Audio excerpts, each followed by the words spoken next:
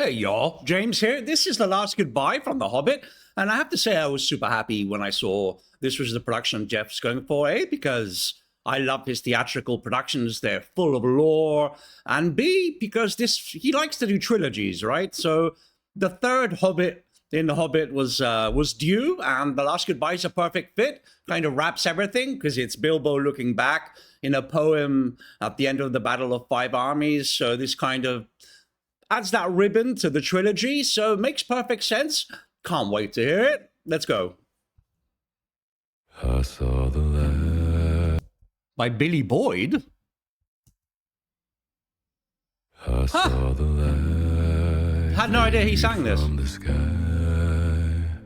on the wind I heard a sigh, as the snowflakes cover my fallen brothers. I will say this last goodbye. Ah, the piano. Night is now falling. Ooh. So ends this day. Love the color. The road is now calling, and I must away. Just the coloring, the lighting. I'm guessing Ellie's on the case here. It really, it just evokes that kind of. It's the end of the day, but it's the end of an adventure. It's sorrowful. It's gentle, and of course that voice there, that gravelly, husky kind of gentle. Perfect.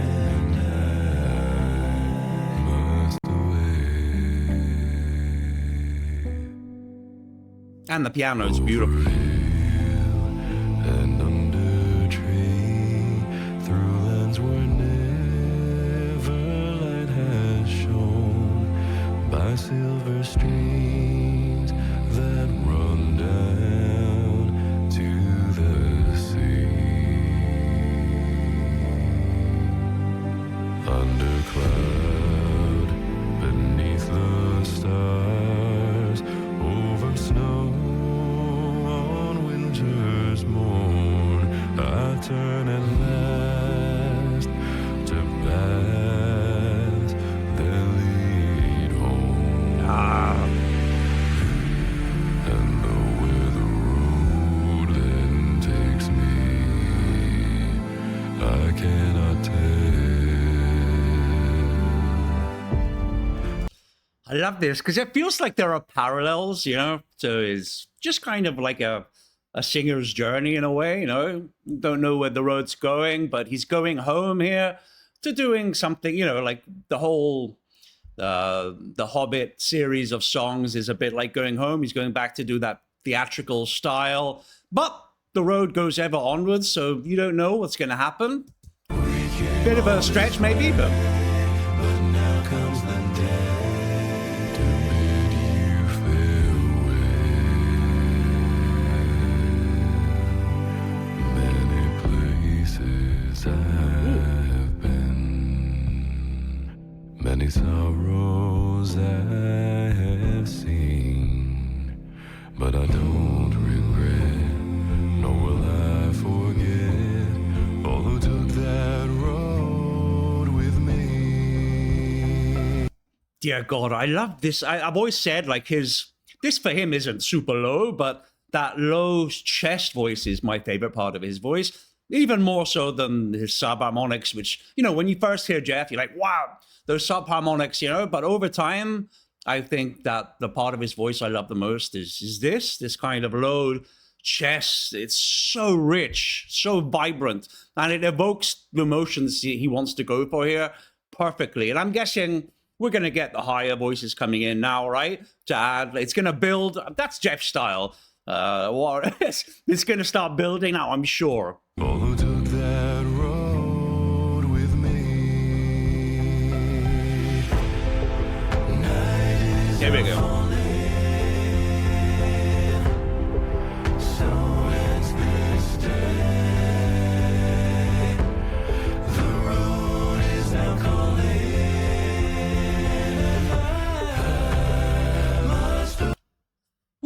gotta hear that again. I love that.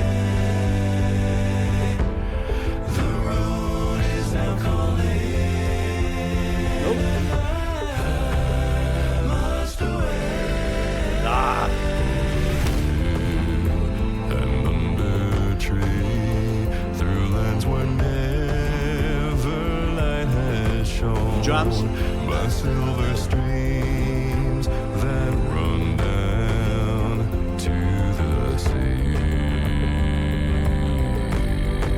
Ah, there we go.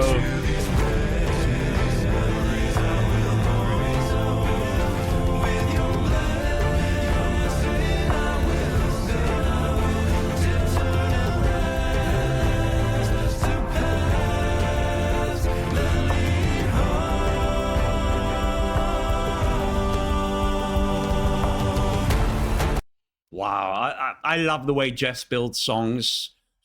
It's super emotional. He starts off gently, wistfully, and it builds into this glorious, difficult to comment.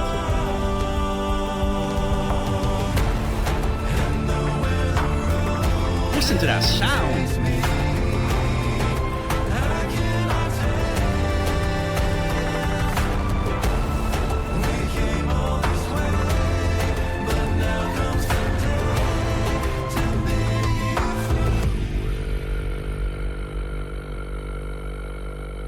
Whoa. I was gonna say, if that was going to be, the shocker, the low note in a Geoff song, but there's always something new, and that time that went on forever. I mean, he decided to suspend it, and it's always something new to Geoff that shocks even people who listen to him every day, and that was it.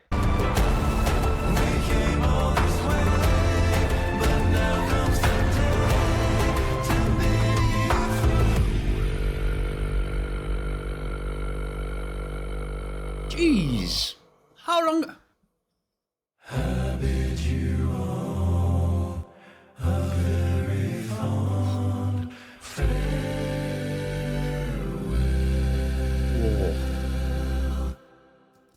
I've been saying this with Home Free too. This is my favorite, hearing those chords like that with the isolated voices and hearing Geoff, just how rich, it's infinitely rich is that sound. I just love those isolated bits where you just get to hear the voice so, just so clearly with these simple chords. Love it so much. And resolving there at the end. That's it. Hey y'all, Geoff here. Hey Thanks y'all. for watching and subscribing. You're the best. If you'd like to join the names scrolling across your screen right now, get a look behind the scenes, early access to videos and music, and much, much more. You need the higher head on tier over for to the name, Patreon right? and sign Because up I'm not on there. today. Special thanks goes out to Pauldra Draco, Blue Raven, Carl and Melanie Thomas, Jazzy UK, Debs Badger, Yeah. Ann Holland, Jordy S., Juliana Livingston, Lori Templeman, Maria Almeida, Patricia Schumann, Rev Jesse, Sarah O., Tema Crumpley, and Asa M. Brune. All right, so yeah, I'll watch that. If there are some behind the scenes, I can't wait for this one. There's a lot actually about this production I kind of need to figure out. I have a vague idea about The Hobbit, but I think, especially, I want to know what the ruins are. I want to know. I didn't try and guess who the characters were because last time I got it horrifically wrong. So I'm going to learn all that in the comments or on the comments for this. So that's my reaction. If you want to hear my conclusion to the actual production, give me a couple of seconds. If not, thank you very much for being here. So I think I got it wrong. This isn't the end of a trilogy. Is this the end of a quadrilogy? Because we have Icy Fire, we have Song of Durin, and I felt like this was the kind of ending note on that.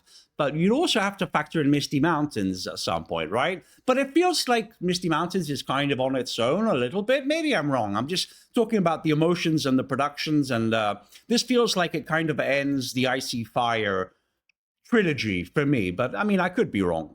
And this is, I think, something that Geoff is uniquely qualified to do with that voice, because when you, I've noticed a lot of low bass singers really have to kind of push the sound out when they go low, but Geoff's voice is he's got so much control that he can almost purr that sound. So he's uniquely qualified because he can really set he can really do a gentle, low, and dark at the same time. I think that's one of the only people I've ever heard do that. You know, it's like it's low, but it's also gentle. He's using that cavernous part of his sound, and it's perfect for this trilogy slash quadrilogy. And I'm kind of sad actually to see the last goodbye on it, because it's one of my favorites. I'd hope he keep doing. I hope he finds a way, cheats to keep doing dwarves, because it's one of my favorites. I mean, I think Icy Fire is in my top 3 by Geoff.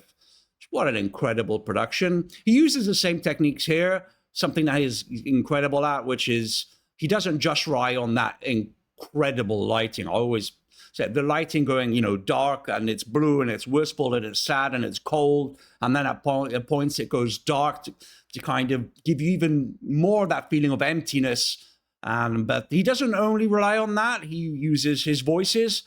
So you'll have a swell, a bridge, and a swell, and it all kind of leads up to it. And he'll use the extra high notes to add that extra depth to the wall of sound. And he'll use those drums. He's not afraid to use some instrumentation, even though he is an a cappella singer. Loved it. Loved it for the reason I love the other ones. And I'm absolutely looking forward to listening to this again and again. I didn't make too many predictions here about the details because I got them horrifically wrong the last time, but I'm going to learn. I want to know what the ruins are, because there's a meaning to everything with Geoff, right? He's probably at the battle somewhere. So look forward to, thank you very much for being here. I'm looking forward to reading the comments and learning about this. Thank you.